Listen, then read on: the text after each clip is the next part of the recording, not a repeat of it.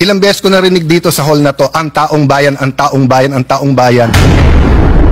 Ayaw natin maging presidente si Vice President Sara, talunin nyo na lang sa 2028. My point, Mr. President, is that yung sinabi ni Mahatma Gandhi nangyayari na sa Pilipinas eh.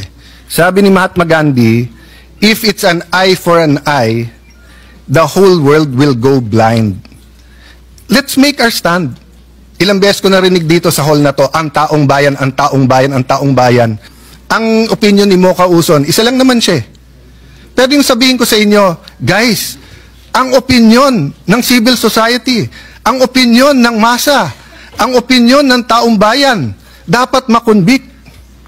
Are we not overstepping and are we not confusing rather than enlightening our political processes?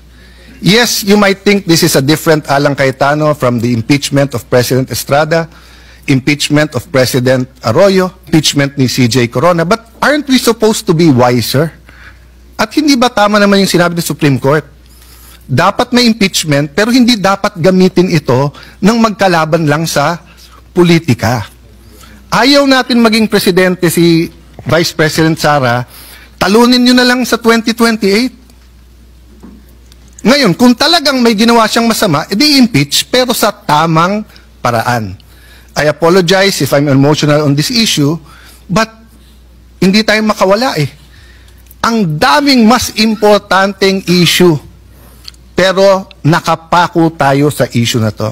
Thank you, dear colleagues, and thank you to the Filipino people for the opportunity to share my thoughts on this. So I vote for the motion of Senator Marcoleta. Wala namang masama doon.